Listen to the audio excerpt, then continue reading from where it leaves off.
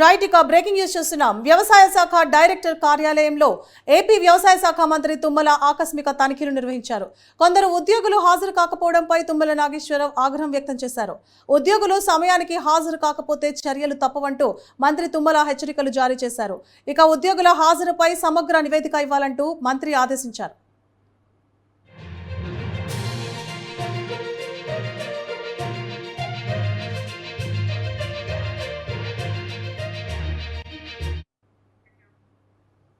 Right ఇక breaking news చూస్తున్నాం. వ్యవసాయ శాఖ డైరెక్టర్ కార్యాలయంలో వ్యవసాయ శాఖ మంత్రి తుమ్మల నాగేశ్వరరావు ఆకస్మిక తనిఖీలు నిర్వహించారు.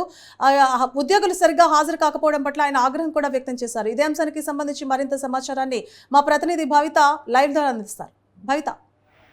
రైట్ సువర్ణ, తెలంగాణలో కాంగ్రెస్ ప్రభుత్వం అధికారంలోకి వచ్చిన తర్వాత ప్రజల సమస్యలే పరిష్కారమే మార్గంగా చూపాలని చెప్పేసి ప్రజాపాలన కొనసాగించాలని చెప్పేసి ఇప్పటికే ప్రభుత్వం భావిస్తున్న నేపథ్యంలో అందుకు అనుగుణంగానే అడుగులు వేస్తున్న విషయం మనకు తెలిసిందే. ప్రతి ఒక్కరికి కూడా సమస్యలు ఉండకుండా వచ్చినటువంటి ప్రతి ఒక్కరికి సమస్యలు వెంటనే పరిష్కరించాలని చెప్పేసి దానికి అనుగుణంగా అందరూ పనిచేయాలని చెప్పేసి ఇప్పటికే ప్రభుత్వ ఉద్యోగులతో పాటు ప్రతి ఒక్కరికి ఇటు సీఎం రేవంత్ రెడ్డితో పాటు మంత్రులు అందరూ నాయకులందరూ కూడా సూచించిన పరిస్థితి కనబడుతుంది. ఈ నేపథ్యంలోనే ప్రభుత్వము పాలన ఎలాంటి సమస్యలు లేకుండా సాగాలి అంటే ప్రతి ఒక్కరికి సమన్వయంతో పనిచేయాలని చెప్పేసి ఇప్పటికే ఉన్నటువంటి ప్రభుత్వ ఉద్యోగులకు కూడా సూచించారు. ఈ నేపథ్యంలో ఉన్నటువంటి కార్యాలయాన్ని అన్నిటి కూడా మంత్రులు ఆకస్మిక తనిఖీలు నిర్వహిస్తున్న పరిస్థితి మనం చూస్తున్నాము. నిన్న సడన్గా సచివాలయంలోని రోడ్లు భవనాల శాఖ మంత్రివర్యులైనటువంటి కోమటిరెడ్డి వెంకటరెడ్డి సచివాలయంలోని రోడ్లు భవనాల శాఖను సందర్శించారు. అప్పటికి 11 టైం గడుస్తున్నప్పటికీ చాలామంది ఉద్యోగులు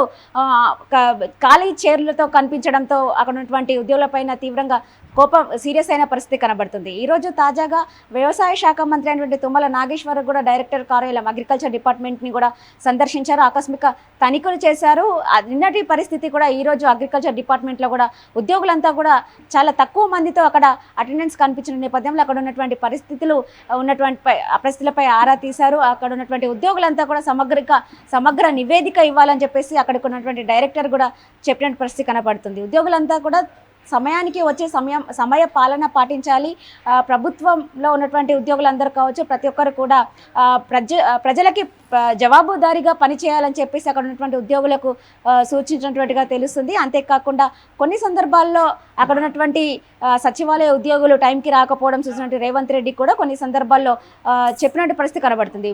ఫస్ట్ ఉన్నత స్థాయి అధికారుల నుంచి కూడా ఖచ్చితంగా సమయపాలన పాటించాలని చెప్పేసి ఒక రూల్ తీసుకురావాలని చెప్పేసి వాళ్ళు భావించినట్టుగా తెలుస్తుంది. ఖచ్చితంగా సీఎం నుంచి మొదలుకుంటే 4th గ్రేడ్ స్థాయి ఎంప్లాయీకి అందరికీ కూడా సమయపాలన ఖచ్చితంగా పాటించాల్సిందే అని చెప్పేసి వాళ్ళు చెప్పినట్టు సందర్భం కూడా ఉంది. ఖచ్చితంగా మొదట సీఎంకి బయోమెట్రిక్ అనుసంధానం చేయాల్సిందే. ఖచ్చితంగా సీఎం నుంచి మొదలుకొని ప్రతి ఒక్కరు కూడా బయోమెట్రిక్ ఫాలో అవ్వాల్సిందే అని చెప్పేసి వాళ్ళు సూచించినట్టుగా తెలుస్తుంది. ప్రతి ఒక్కరు కూడా ఖచ్చితంగా టైంకి రావాల్సిందే, 8 గంటలు ఖచ్చితంగా పని చేయాల్సిందే అని చెప్పేసి ఇప్పటికే అధికారులు సూచించినట్టుగా తెలుస్తుంది. అదే క్రమంలో ఈ రోజు కూడా తుమ్మల నాగేశ్వరరావు అక్కడ ఉన్నటువంటి ఉద్యోగుల పైన కూడా కొంతమేరకు సీరియస్ అయినట్టుగా తెలుస్తుంది.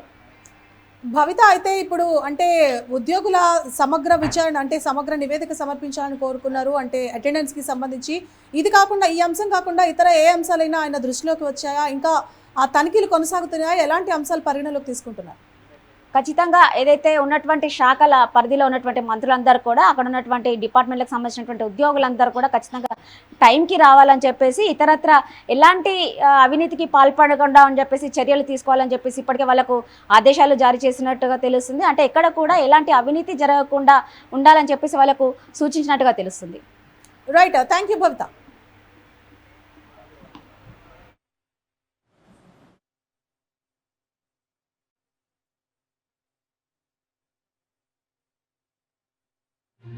Thank you.